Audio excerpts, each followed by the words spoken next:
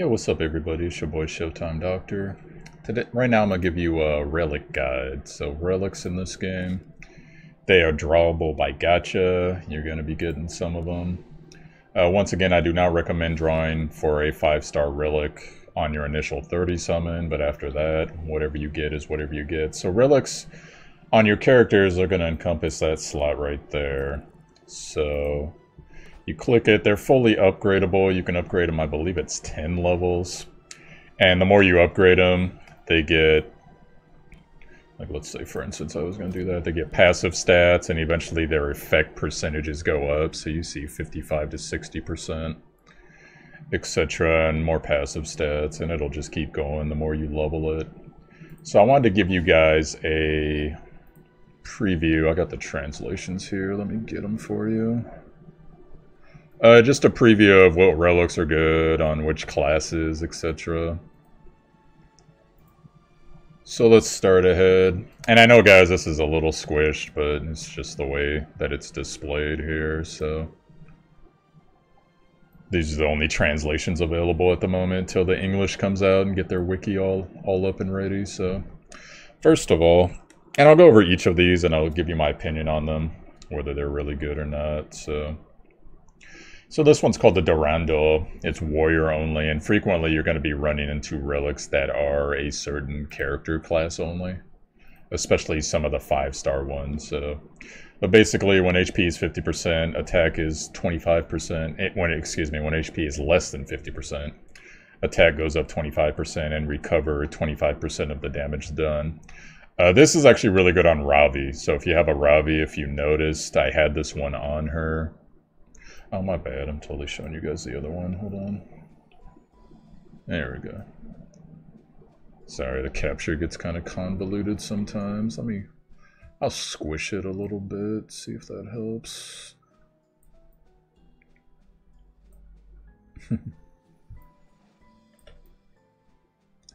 Alright, that's just going to have to be the best you can get. So essentially, the lower your HP, when it goes below 50, you're going to be hitting harder and you're going to be recovering more. Or you're recovering 50% of the damage done. Now, for those of you that know who Ravi is, Ravi already on her 1 life steals. Not sure the percentage, but it feels like it's like 15 to 25%. So you want to keep her up because oftentimes she's kind of tanking for you because you have her in that front row. So if you can get her a little bit more life, a little bit more attack, this is probably Ravi's best in slot. Now if I see something that's better, I'm going to go ahead and go to it. But also for other DPS, this is actually very good. Warrior DPS. Warrior DPS is non-tanks, by the way. So this is Durandal. Durandal is basically if your HP is below 75%. Your action gauge goes up 8%. Action gauge in this game is the turn order. So once you get to 100% action gauge, it is your turn. So essentially, if your HP is lower than, and as you upgrade it, it gets to 16% eventually. So this can be super amazing as well. But, you know, it just depends on who. Because I would rather have the other one for most heroes, but depending on what kind of warrior it is, if you really want them taking lots of turns, this could really help them out. So, and then right here we got Knight. Knights are your tank characters, mostly tank characters. Once per stage, it's a 50% chance to revive with 15% HP. Once per stage has a 100% chance to revive with 15% HP. So like I said, revive mechanics in this game are fairly rare, so that would actually probably go really well on a PvP tank if you want to run a knight in PvP, which actually they are pretty good in PvP. But personally for PvE, unless it's a very specific situation, like there's a certain boss that one-shots if certain conditions are met, I wouldn't even bother with that. But, you know, depending on what's out there, your mileage may vary. Maybe there's a knight that really benefits well from this. So sort of Ibris, basically it's 10% chance of counter when ally gets hit, 20% chance at max level. Counter is very strong in this game. You counter with your 1, and depending on who it is, because these are knights, so like Kiris, who's the best knight, she has a stun on her 1. That also, depending on how many debuffs are on the opponent, goes up chance percentage-wise to get a stun off. So this could be really good, and just depends on what your character does with their one, or if they are a hard hitter. There is actually, coming on a banner later, a hard-hitting knight that can also tank, so potentially that would be really good for him as well. This right here, so this is actually going to be your best in slot for most thief characters, including Sez and Karen. Essentially, it is 10% flat chance to get an additional turn once your turn ends, and if you level it, you get the 20%. This is super strong, especially for Sez, because Sez is a guy, he already gets additional turns, depending on if he's killing people or critting. And if he manages to kill someone, he also follows up with a big AoE blast attack that's really strong early game and in PvP. And same thing with Karen, because she's proccing extra turns already with her 2. So if she gets an extra turn, you got the potential to crit more. The more she's critting, the more she's reducing cooldowns. She can put up on her 2 a defense down, and her 3 is a super hard-hitting ult. So best in slot for most rogue characters right there, thief characters. Now this one, it says that when an enemy, or excuse me, when you kill an enemy, hide for a turn, and 30% attack for next turn. So hide is basically you're untargetable by what I assume is everything except AoEs. I don't know, because I've never had a character with that mechanic. I've never had this card, rather. When you kill an enemy, fully upgraded, attack 60% for next turn. So I'm thinking that would actually be really good for PvP. If you can get it on a Sez, if you can get it on a Karen, etc. So that's probably really good there, because you'll kill somebody because they're doing damage anyways, and then your next attack's going to hit hella hard, depending on what you got going on your upgrade ratio there. So now we're getting into the Archer relics. This one heals an ally with the lowest HP with 10% of damage done. Now, depending on the Archer, like, this could be really good. So for someone like, let me see what her name was. I was just thinking of her. Cecilia, who is the girl with the multiple floating swords. You'll get to use her in the tutorial, guys, for those of you that don't know who it is. But she's probably the hardest hitting archer in the game. Now, also, there is an archer available called Silk that you can get at the table, so everyone's going to get her eventually. She hits fairly hard. Not as hard as the other one, but she hits fairly hard, and this would be a decent card for her to have as well, because she also has a decent chance to follow up on attacks, which means that when someone else attacks, she might follow up with her 1 and heal whoever the lowest health is. So, Song of a Star, this is another relic here. 50% chance to mark targets for 2 turns. Marked targets receive 15% additional damage. Now, I don't get when you level it. For some reason, it's not different, but I'm guessing it probably goes to 30% damage. So for those of you that played Knights Chronicle, this functions very much like a brand. But I'm not completely sure, because I've never had the ability myself, if it is 15 to 30% extra damage when you attack that person, or is it 15 to 30% extra damage when you attack anybody? Not sure. I would guess it's the first. But if anyone has that card and they've experienced that, go ahead and throw a comment in and clarify that for us. Now we're getting to Sorceress cards. So Sorceress cards, this particular one has 10% chance to stun a target for a turn, 20% chance to stun a target. There are, by the way, a lot of bosses in this game that you can stun. Not every boss, but you can stun a decent amount of bosses, including a lot of world bosses, storyline bosses. So stun is actually more useful than it is in some other games where you can't stun boss characters. So this is, it's arguable whether that's good or not, depending on if you have someone that already stuns or someone that does additional damage when someone's stunned, etc. So this card right here, 25% chance to reduce all cooldowns by one turn when the turn starts, and you level it up, it gets to 50%. That is a very strong card, actually, because frequently the casters in this game, they have really long ults, like 6 turn cooldowns. So I could see that one being pretty strong, especially in a, something like a boss dungeon or a exploration dungeon, something that really tests your fortitude. I could see that being really good for you. So now we're getting to the healer cards. And by the way, guys, whenever a card is best in slot, I will tell you that it is best in slot. It's just the way that these cards are arranged. It's hard to cover them all. So this one heals 10% an ally with the lowest HP when using non-attack skills. Now, the two top tier healers in this game, which are Akatus and Destina, 2 of their skills do not attack. So you would benefit from this card for 2 out of their 3 skills. Now, granted, those are the skills that have cooldowns on them, but still, it's 20% additional healing, or 40% if you get this buffed up enough, you know, per cooldown rotation. So, and once again, if you manage to get, damn, I forget her name, that girl I just mentioned, the archer, she can cool down with her 2, she can reduce cooldowns by 2 turns. So her name's Cecilia, the black-haired girl with all the swords. So something to think about if you happen to get her and you happen to get a good healer. Something to think about right there. So now Staff of Samadra, this is a healer card as well. Plus 20% to every healing effect ally receives. Can't be stacked. 40% to every healing effect ally receives.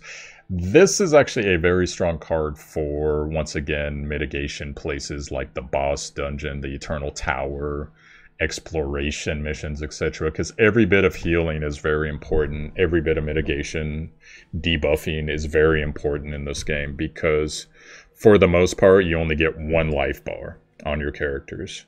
There's a couple ways out of that, but early game, you're probably going to have 1 life bar for all your characters. So if you can get additional healing, because that's a very hard thing to get in this game, I've only seen it in a couple other sources. This would be a very good card to have on your healer as well. So, and these are all 5-star cards I'm showing you guys, so these are a little bit rarer. I think they're at like a 1.75% draw rate or so. So this one, this is warrior only, and we're getting into the 4-star cards now, guys. And there are some 4-stars that are top tier, by the way. When we run into them, I'll let you know. As your HP goes lower, your attack and speed increase by 25%. Level it all the way, it's 50%. As a warrior, that's pretty good, because the warrior is not the tank, guys. The warrior is the person with the 2-hander or just the strong attack. So having better attack and speed, clearly going to benefit you, because you're going to take your turn faster and you're going to hit harder when you take your turn. But it depends on the character. Like, this would also be pretty good for Ravi if you happen to have this and not the one I showed you earlier. Otherwise, you know, this will go good on pretty much any warrior, to be perfectly honest, this card. Now, this card's kind of strange, and I'll show you what it is. Warrior only, Hellcutter. Attack and crit rate plus 2 additively when someone ends turn, resets after attack. What that means is the slower your character is, your warrior character, the more you're going to benefit from this card, because you're going to be getting, at max level, crit rate plus 4 every time someone else ends their turn. So if there's like a bunch of archers or a bunch of really speedy healers or whatever's going on, then you may have, by the time this effect is over, because there's 4 people on your team, including your warrior, and then say you're fighting 3 to 4 people, I'll say 3 people, that's normally... So 3 people on the other team, and they're all taking their turn, so that is going to be 6 turns that are going to end before your turn. That 6 times 4 is 24% extra chance to crit, and extra attack. So that can be very strong, but once again, you're going to benefit on a slower character. So in most cases, you don't want a slower character, but in this case, you know, think about it, because if you have a super hard-hitting character, maybe there's something going on and you can feng shui it to where, you know, your healers and your archers are taking 2 turns to their every one and get the percentages a little bit more in your ratio there. So, you know, something to think about on that one. So that could actually be really good in PvP. I could see that, even though probably speed's going to be better.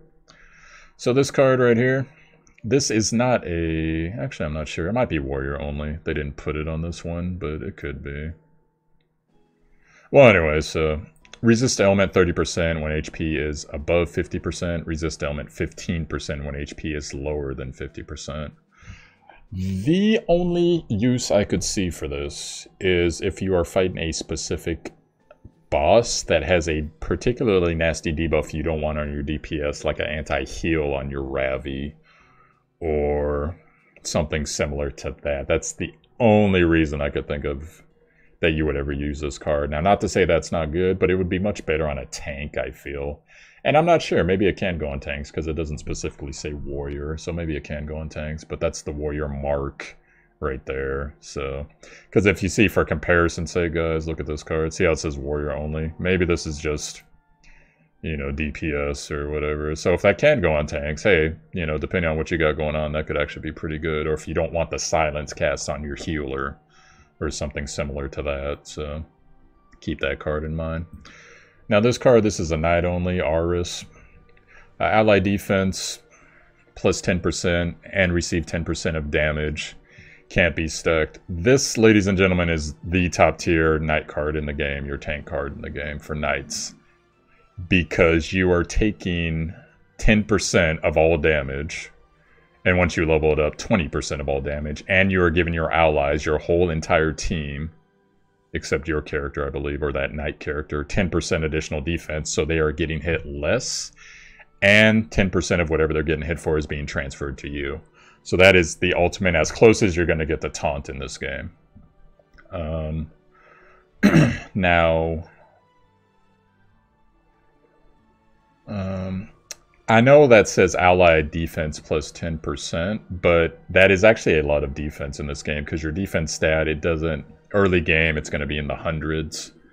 Like, you know, like your highest DPS probably like, or your highest defense, excuse me, 400, 600, 700 DPS, depending on your gear.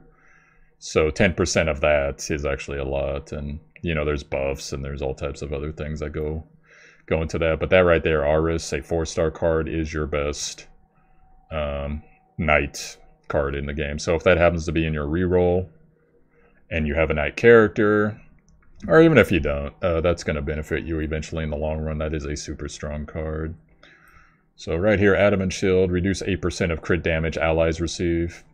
That could be pretty good, you know, if you don't have that other card I just showed you.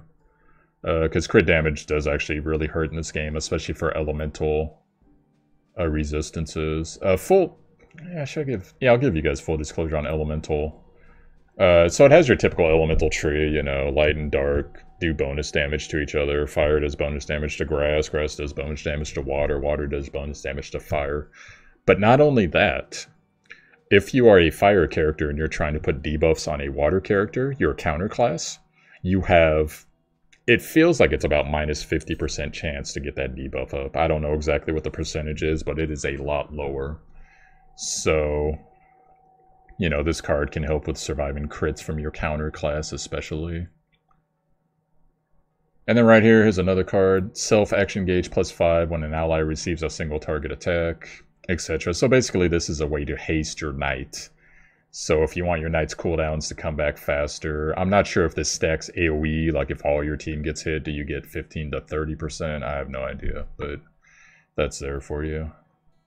Now this card right here, this is a thief card. And apparently evading involves putting a sword between your boobs, as we can clearly see here. So evasion rate plus 10%. Self-attack 1 turn when you evade an attack. Now, I do not know what the bonus attack is, because it doesn't say on the card, and I haven't actually used this card, so I'm not sure. But whatever it is, evasion's never a bad thing in games. So if you happen to have this card, you don't have anything better for your thief, hey, put this card on them, put your thief in front. They'll take some of the AoE attacks. They'll take some of the, you know, some of the regular attacks as well. Now this card, this is another thief card that's pretty good. Penetrates 10% of enemy defense when target is not 100% HP, and then it goes to 20%. Damage, like, how do you say this? Damage piercing or armor piercing, however you want to say it, is very important in this game as well. There are a couple heroes that do it passively, but it does boost your damage a lot. So this is another thief card you can consider if you want to amp damage. Goes really good on AoE damagers such as Sez, but once again, your top tier card is still going to be the one that gives you extra turns. So for thieves. Here's another thief card. Once per turn, 15% chance to perform an additional attack when you perform a normal attack. You can upgrade that to 30. That's super strong as well. Very good to consider on Sez and Curious. Always good there. Now this card is actually going to be available, I believe, in the first event, if I'm not mistaken, if they do the event the same way. This is a very strong archer card. I would actually put it at top tier, but it just depends what team you have, which archers you have. If you have, once again, like I said, if you have Silk or if you have Cecilia, this is going to be your top tier card for them. If you have Curious, not so much, because Curious is not about the damage, she's about the dots. But so this card, what it does, there are co-op attacks in this game, and usually what happens is you'll attack with one of your characters. It'll proc, I think it starts at like 7 or 8%, whatever the hell it is. And you will do your 1 with whichever character procced. Any effect that goes off with that 1 and any effect that's on your relic can go off as well. Like extra turns, debuffs, etc. And so essentially this card gives an additional chance for that character to co-op attack. And also it boosts the damage bonus to plus 20% right at rank 1, which is super strong actually, because if you do it with Silk, Silk is going to push back attack damage 15%. If you do it with Cecilia, Cecilia has a good chance to put up a defense down debuff, which is very strong in this game for 2 turns with her 1. So this is your top tier card for most archers. Any archer that does good amount of damage right there. So, and then this card, if you notice, it is actually an upgraded version of the other card, but we don't get this for a while, so that's why I'm not recommending it as top tier, but it will eventually be top tier. This comes in, I believe it's 1 event after, it might be 2 events after the initial round, but if you notice, this is 7%, 20%. This starts at 7%, but your attack bonus is 30% when it's not your turn, so, which, I don't know why they specified that, because that's basically the same thing. But that'll eventually be the top tier card, but the other one's a top tier. You're going to be able to farm this card, so don't worry about necessarily trying to pull for it. You're also going to be able to farm this card, but... So those are there for you the first couple months. Now this card is another archer card. When an enemy is killed, action gauge plus 15 to all allies. Now the only character I would recommend this for would be, once again, Cecilia, because Cecilia is the only one I could see hitting hard enough to make this card worth it, if you have this card. Because action gauge plus 30 to all allies is very strong, but you have to kill somebody, and so this can proc as well on a follow-up attack. Once again, I still recommend the other card, but if you don't get the other cards right away, this card... fairly strong on your top tier archers. Now for sorceresses, gain 10 soul when the battle starts, or 20 soul. Soul is actually, it affects everybody. It is a gauge in the middle of the screen, the middle bottom of the screen. You fill it up, and eventually as you keep charging it over and over, it charges per attack. You can summon wolves, you can soul burn certain abilities to get bonus effects or bonus damage. And so that's not a bad card for a sorcerer, just not, I wouldn't say it's anywhere near top tier unless you're running a soul combo with characters that charge up soul really fast. So, now this is Calandra. Target receives 15% damage, bonus damage if it's infected with some ailment. That, by the way, is everybody, I believe. Could be wrong on that because it doesn't seem like it's a debuff. Maybe I'm wrong. Well, anyway, so this card, either way, it's going to be more better than the previous card I just showed you in most cases. Because all of the sorcerers in this game can hit really hard, and they can do lots of AoE attacks. So plus 15 to 30% bonus damage on AoE damage, you know, do the math. That's going to be 60%, 45% bonus damage on everybody. So this one right here, Sorcerer. 25% chance of inflicting random ailment from one turn when attacked. This is actually very, To be honest, I'm very curious about this card. I never got it, but if it can really inflict a random ailment, that means poison, that means attack down, defense down, speed down, crit chance down, stun, brand, etc. I would like to see this card, because if you can get a sorceress that has either an extra turn mechanic or get them a fairly high co-op attack, this card could be pretty nasty, because those are high percentages early. So that's a card to look out for. I can't recommend it one way or another, but if you enjoy RNG, you know, like Hearthstone-y RNG, you can enjoy that one a little bit. So now we're at healers, 4-star cards. If the damage received is over 20% of max HP, heal for 8% HP and increase the action gauge by 10%. And then that doubles to 20% as you level it, so depending on how squishy your healer is, I don't recommend this card unless you just don't have anything better. So, but I've already given you the recommendation on which card's the best. Or have I for healers? Maybe we haven't gotten there yet. Oh, my bad. No, I haven't. Okay, yeah. So, Test Tube of Elixir. This is a healer card. 50% chance to heal allies' ailments when the turn... Allies ailment when the turn starts, so singular ailment. Now you can upgrade this to 100%. Ailments, they're common, but usually a bunch of ailments aren't super common, but if you can get off that defense down or whatever, that's actually fairly strong. So this is a card to consider, because both Destina and Akatis can heal ailments, but it's on a long cooldown, so this would be a nice, you know, little helper there. Now this card right here is actually what I recommend early for your healers. Action gauge plus 15% when using non-attack skills. So if you have, and 30% if you upgrade it. If you have Destina, once again, if you have Akatis, once again, 30% to 15% bonus turn ratio when you're not attacking with their ones. So that's pretty cool. That's the card I recommend for healers right there. So, and that's pretty much all your relics, guys, for 4 stars. Now there is a 3-star relics. I'm going to show you guys, because we are going to be getting a lot of 3-star relics. Now, let me move this.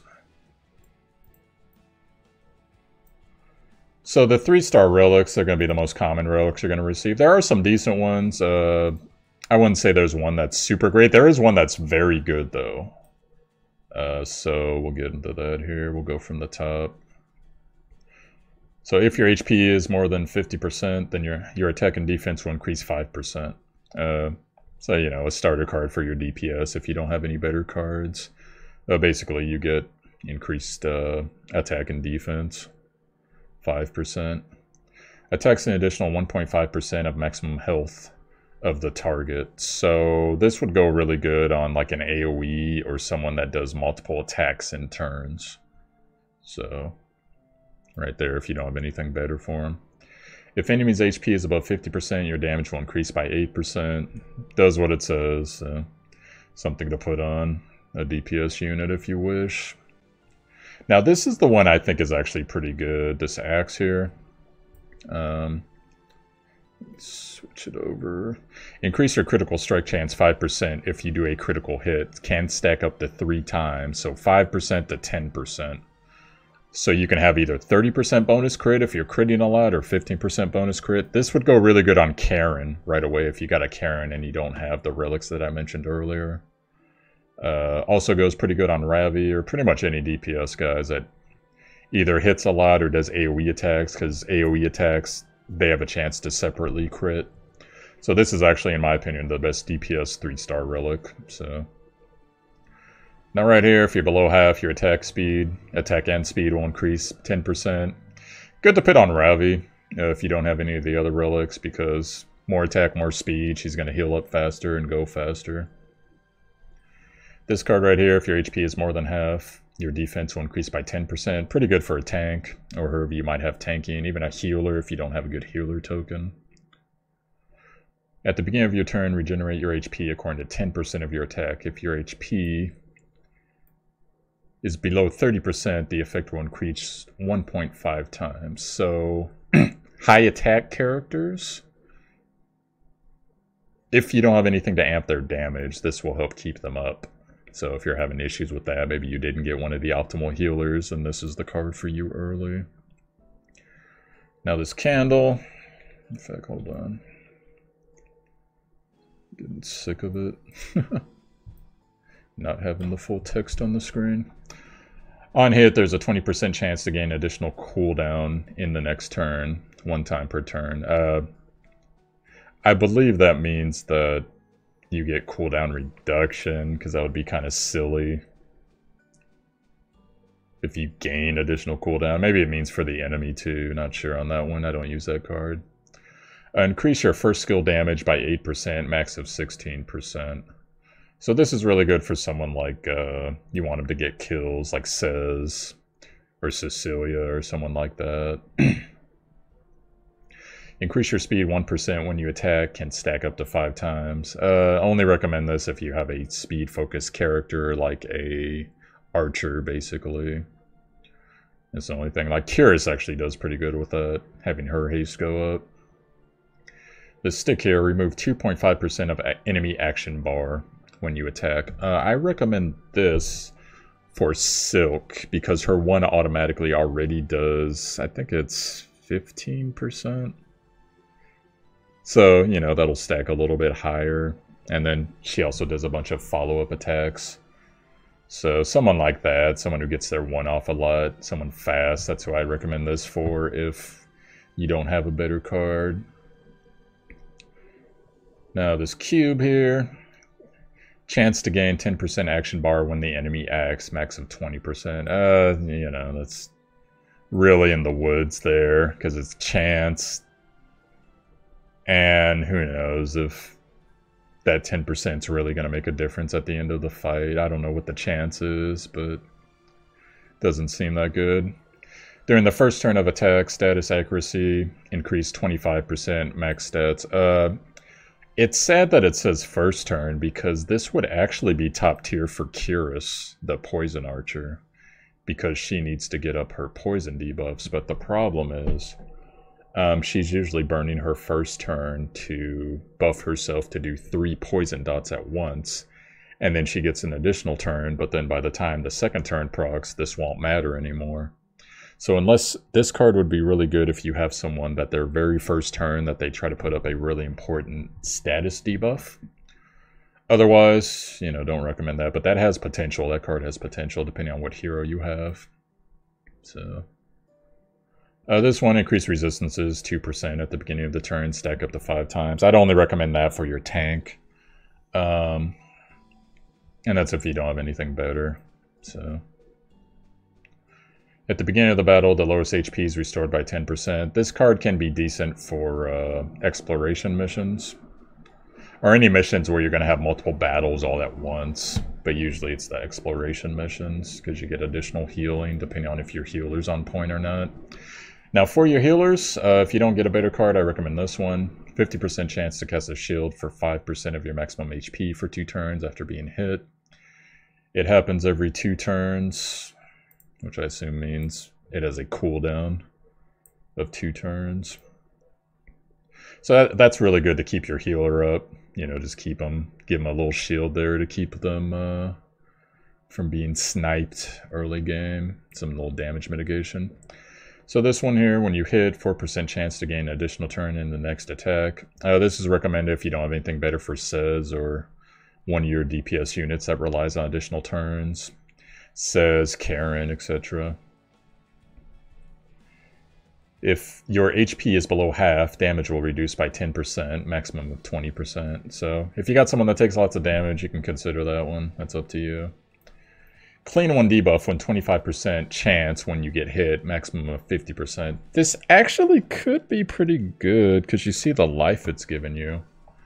So clearly this goes on someone that's going to get hit a lot, that has to tank those debuffs. And if you don't have a debuff cleanser like the ones I've recommended, you know, all depending on what your team is, that could be good. Accuracy. Don't get twisted in this game, guys. There's no accuracy in this game. Accuracy is actually your debuff accuracy, your chance to land debuffs. You're hardly ever going to miss anybody in this game, so that could be decent. This would actually be a decent card for Curious, the poison archer right here. Give her that additional 10%. Yeah, at the beginning of the battle, 10% chance to reduce all cooldowns by 1 turn, maximum of 20. Not terrible. You know, 10% chance, but it's at the beginning of battle, though. It's not the beginning of every turn, so depending on what you see there. Now this one, 10% chance to hit, or excuse me, 10% chance on hit for continuous regeneration for 2 turns. Happens once every 2 turns. Regen, you know, it does what it says. It regenerates a little bit of health, not a ton. And that's all the beginner relics, if the game starts the way the Korean game started, guys, that you guys are going to have access to. So I already recommended you guys all the best in slots. So most of them are 4-star. There's a couple that are 5-star. But if you do happen to get those in your reroll process, you know, consider that a bonus for, you know, if you can draw someone like a Ravi or Sez or Destina, whatever heroes you guys are aiming for. And I got a separate video for which heroes I think you guys should be aiming for, which combos. But anyways, guys, that's it for this guide. So hopefully it helped you out. Yo, I'm ShowtimeDr. You found my YouTube. Hit like and subscribe if you enjoyed the content. Also, if you check the title notes, there's a link to the Discord. We got an Epic 7 tab in there. A bunch of good people. Come in, ask your questions, share experiences. A lot of us played on Korean servers, so we got this game down. And also, there's a link to my Twitch. I'm going to be streaming this game the instant it comes out. And, you know, for the foreseeable future here, so... twitch.tv/ShowtimeDr. Hope to see you there. It's been great meeting you guys. And thank you guys so much for your comments, your support. I really appreciate it, man. And I'll catch you guys again. Peace out.